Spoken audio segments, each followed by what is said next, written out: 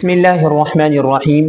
दोस्तों, जब से मौलाना महमूद मदनी ने असदुद्दीन अवैसी को लेकर बयान दिया है तो पूरी इंडिया में, पूरे हिंदुस्तान, पूरे भारत में एक हंगामा सा बरपा है। हमारे जो बड़े बड़े सियासतदान और लीडरान हजरात हैं वो उसका जवाब भी दे रहे हैं और बहुत माकूल जवाब भी दिए। हमारे बड़े बड़े उलमा ने, जो हमारे बड़े बड़े उलमा हैं, हस्तियां हैं, उन्होंने भी इसके जवाब दिए कि मौलाना महमूद मदनी ने जो कुछ असदुद्दीन अवैसी को लेकर कहा है हम इससे बिल्कुल भी मुत्तफिक नहीं हैं, हम इसके बिल्कुल भी सपोर्ट में नहीं हैं। मौलाना महमूद मदनी जो कह रहे हैं वो बिल्कुल गलत हैं, 100% नहीं बल्कि 1000% गलत हैं। हम इस बात से, उनके इस बयान से, मौलाना महमूद मदनी ने जो इंटरव्यू में बयान दिया और बातें कही, हम उन तमाम बातों से बिल्कुल भी मुत्तफिक नहीं हैं। ये तमाम बातें अलग अलग प्लेटफॉर्म से आती रही। बड़े बड़े उलमा ने भी, जो सियासतदान हैं उन्होंने भी कहा, हमारे जो मुस्लिम लीडरान हैं उन तमाम ने कहा है। अभी मौलाना महमूद मदनी दामत बरकातुहुमुल आलिया ने यह बयान दिया ही था कि तीन बयान और मौलाना महमूद मदनी के सोशल मीडिया पर गर्दिश कर रहे हैं बहुत तेजी के साथ में। आपको उन तीनों बयानों को सुनना चाहिए। थोड़ा वक्त तो जरूर लगेगा लेकिन आपको अंदाजा हो सकता है कि मौलाना महमूद मदनी कहना क्या चाहते हैं, इसलिए आप उन तीनों बयानों को सुने। हम उन तीनों बयानों को आपको स्टेप बाय स्टेप अलग अलग करके सुनाएंगे। अभी एक जो बयान आप सुनने जा रहे हैं, मौलाना महमूद मदनी ने श्री राम को लेकर के एक बयान दिया है। श्री राम को लेकर के एक बयान दिया मौलाना महमूद मदनी ने और कहा है, और उन्होंने, मौलाना महमूद मदनी दामत बरकातुहुम ने श्री राम को इंडिया का, भारत का इमाम बना दिया कि श्री राम जी जो हैं वो इंडिया के, भारत के इमाम थे। उन्होंने भारत का इमाम उनको बना दिया और कह दिया कि यही असल हीरो और भारत के इमाम थे। आइए सुनिए मौलाना महमूद मदनी का बयान। और उर्दू के कुछ शेर सुनाना चाहता हूं, हो सकता है समझ में आए, हो सकता है न भी आए, मैं समझाने की भी कोशिश करूंगा। कहा लबरेज है शराबे हकीकत से जाम हिंद,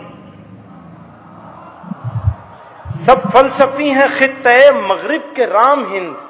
श्री रामचंद्र जी के बारे में कह रहे हैं, अब गौर कीजिएगा।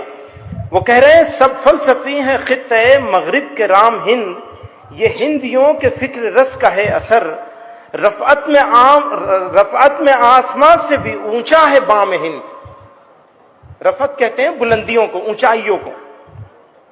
तो भारत का दरवाजा, हिंद भारत का दरवाजा आसमान से भी ऊंचा है। किस वजह से? इसी देश में हुए हजारों मलक सरसरिश्त, मशहूर जिनके दम से है दुनिया में नाम हिंद, है राम के वजूद पर, ये आखिरी शेर है राम के वजूद पर हिंदुस्तान को नास। तो अहले नजर समझते हैं मदनी का श्री राम को लेकर के बयान। अब जो दूसरा बयान मौलाना महमूद मदनी ने दिया है वो दिया है जो भारत के, इंडिया के, हिंदुस्तान के जो पड़ोसी मुल्क हैं, एनआरसी को लेकर के, एनआरसी को लेकर के मौलाना महमूद मदनी ने का दूसरा बयान आप देखने जा रहे हैं। उन्होंने कहा है कि एनआरसी भारत में, इंडिया में आनी चाहिए और CAA का कानून लागू होना चाहिए, और जो भारत के, इंडिया के, हिंदुस्तान के पड़ोसी मुल्क हैं उनमें जो हमारे हिंदू भाई रहते हैं, अगर वो भारत आते हैं तो भारत सरकार को चाहिए कि उनको भारत की, इंडिया की नागरिकता मिलनी चाहिए। यहाँ का उनको नागरिक मानना लाजमी करार देना चाहिए। ये हिंदू जो हमारे भाई, अगर वहां से वो अपने आप को अनसेफ महसूस कर रहे हैं, अगर वो अपने आप को महफूज नहीं करार दे रहे हैं, तो अगर वो वहां से इंडिया में आते हैं तो इंडिया सरकार को एनआरसी के जरिए से, CAA कानून के जरिए से, अगर वो हिंदुस्तान में आते हैं, भारत में आते हैं, तो उनको यहाँ की नागरिकता और यहाँ का उनको नागरिक मानना चाहिए और उनको यहाँ की मान्यता प्राप्त देनी चाहिए। आइए उस बयान को भी सुनते हैं। मुल्कों में रहने वाले गैर मुस्लिम अगर अपने आप को अनसेफ महसूस कर रहे हैं और वो इंडिया में आना चाहते हैं तो इंडिया को उन्हें अपनी सिटीजनशिप का उनके लिए खोलना चाहिए, वेलकम करना चाहिए, उनको देना चाहिए। اصل اشارہ جو ہے وہ سٹیزنشپ امینڈمنٹ بل جو آیا ہے اس کو لے کر کے ہے. اس میں ٹھیک ہے, مجھے اس کے اوپر کوئی بہت زیادہ اعتراض نہیں نظر آتا ہے, مجھے ذاتی طور پر, ہمارے بہت سارے بھائیوں کو ہے اس پر اعتراض, لیکن مجھے بہت زیادہ اعتراض نہیں نظر آتا ہے اگر چند لاکھ یا 20 لاکھ 30 لاکھ 50 لاکھ لوگ پڑوس کے ملکوں سے یہاں آ جائیں اور ان کو وہ کر لیا جائے تو کوئی حرج نہیں ہے. لیکن اگر کوئی مسلمان یہاں ہے تو کیوں آئے گا؟ اپنا ملک چھوڑ کر مسلمان اپنے ملک کا چھوڑ کر یہاں میرے ہاں کیوں آئیں گے؟ نو, مجھے کوئی مسلمان نہیں چاہیے یہاں, مجھے نہیں ضرورت ہے کسی مسلمان کی. باہر سے کوئی نہیں آنا چاہیے, بالکل نہیں آنا چاہیے. بلکہ کوئی مسلمان اگر اس طرح سے گھسپیٹیاں بن کر کے یہاں آئے تو ہمیں اور آپ کو سب کو مل کر کے اسے نکالنا چاہیے. کیوں؟ یہ اپنی سوچ کو ہمیں بدلنا ہے, اس طرح ہندو مسلمان میں نہیں بانٹنا ہے. پر مسلمان کیوں آئے گا مسلمان ملک چھوڑ کر کے؟ بھئی مسلم اکثریتی ملک ہے نا, بنگلہ دیش ہے, پاکستان ہے, افغانستان ہے, وہاں سے کوئی مسلمان کیوں آئے گا؟ کیا ضرورت ہے مسلمان کو یہاں ویلکم کرنے کی؟ دوسرا بیان تھا جو نہ آپ کو ضرورت ہے نہ مجھے ضرورت ہے. اب جس طرح سے آسام میں 12 لاکھ نان مسلم NRC سے باہر بیان آپ تو یہ فیصلہ آسام کے لوگ کریں گے نا, آسام کے لوگ کریں گے کہ انہیں رکھیں یا نہیں رکھیں, کہ ہاں رکھو یا نہیں رکھو. ایک اور بیان دیا کافی دنوں پہلا, یہ بیان ہے اسد الدین اویسی کے تعلق سے ہے. اسد الدین اویسی کو لے کر کہا کہ اسد الدین اویسی کو ہم مسلمانوں کا لیڈر تسلیم نہیں کرنا چاہتے ہیں, ہم مسلمانوں کا ان کو لیڈر دیکھنا نہیں چاہتے ہیں. یہ چاہتے ہیں, اسد الدین اویسی چاہ رہا ہے کہ پورے بھارت میں, پورے ہندوستان میں مسلمانوں کا لیڈر بن جائے, تو یہ ہم بالکل تسلیم نہیں کریں گے, ہم اس کو کامیاب ہونے نہیں دیں گے. ہاں اگر ان کو حیدرآباد میں رہنا ہے تو یہاں تک ہم اس کو برداشت کر سکتے ہیں, لیکن یہ نہیں ہو سکتا کہ پورے بھارت میں ہم اسد الدین اویسی کو مسلمانوں کا لیڈر تسلیم کر لیں, یہ بالکل کبھی نہیں ہو سکتا. آئیے اس بیان کو بھی سن لیتے ہیں. اور اسی بیان میں, اسی ویڈیو میں آپ مولانا عبداللہ چترویدی نے ان کا اس بات کا جواب دیا ہے, آپ ان کو بھی سنیے. میں تو اس بات کا بہت ویرودھی ہوں کہ مسلمان بحیثیت مسلم کے اپنا کوئی پولیٹیکل لیڈر بنائے, اس کا ویرودھی ہوں, اور اس کو میں مسلمانوں کی مخالفت سمجھتا ہوں. میں ان کو بہت اچھا آدمی مانتا ہوں اسد الدین اویسی صاحب کو, لیکن یہاں پر میں ان سے بالکل ڈس ایگری کرتا ہوں کہ وہ مسلمانوں کے, انڈین مسلمز کے پولیٹیکل لیڈر بننے کی کوشش کر رہے ہیں. اس کو ہم کامیاب ہونے نہیں دیں گے کسی قیمت, بالکل نہیں. آپ حیدرآباد کے پولیٹیکل لیڈر بن جائیے, وہ ٹھیک ہے, مجھے وہاں تک بھی منظور ہے کہ وہ آندھرا اور تلنگانہ کے بن جائیں, اس سے آگے نہیں جانا چاہیے. مہاراشٹر میں نہیں آنا چاہیے, بالکل نہیں آنا چاہیے.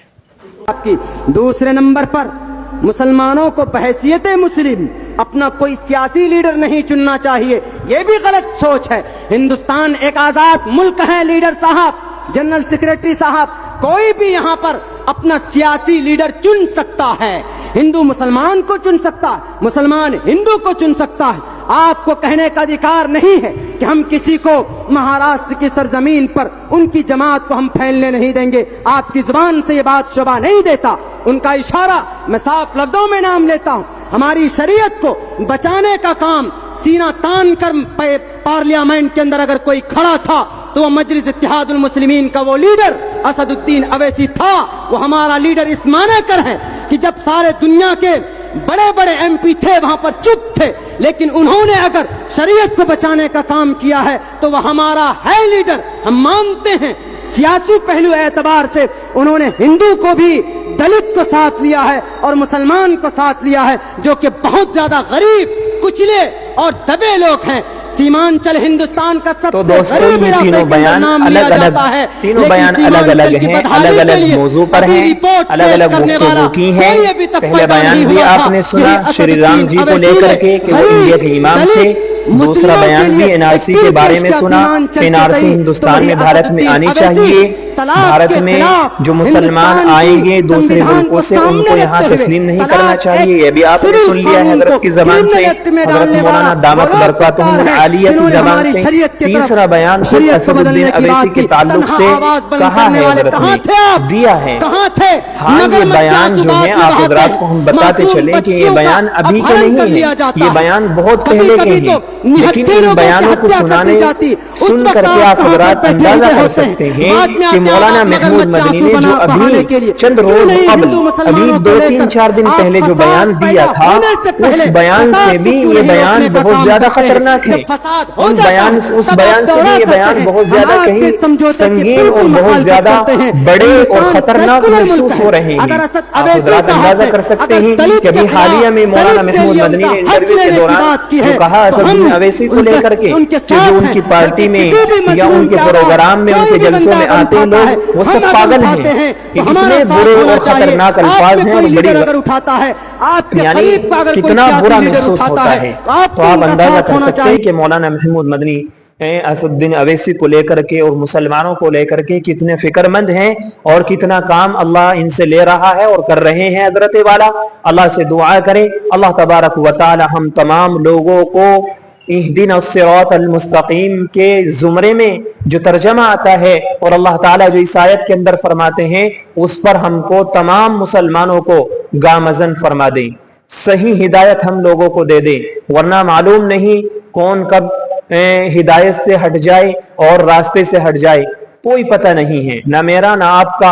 اور جو ہمارے رہبر ہیں وہ کیا کر رہے ہیں اللہ بہتر جانتے ہیں. اب اللہ پر ہی اس کا چھوڑتے ہیں کہ اللہ تعالی ہم تمام لوگوں کی حفاظت فرمائے, اور جو ہمارے رہبر ہیں, ہمارے بڑے ہیں, ہمارے رہنما ہیں, اللہ تعالی ان تمام لوگوں کی حفاظت فرمائے اور صحیح ہدایت نصیب